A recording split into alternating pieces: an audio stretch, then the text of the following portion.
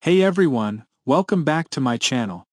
Today I'll show you how to change the time format in Windows 11 from the 24-hour format to the 12-hour format, or what we call the AM/PM format. It's super simple and I'll guide you step by step. Let's get started. First, click on the Start menu, then select Settings.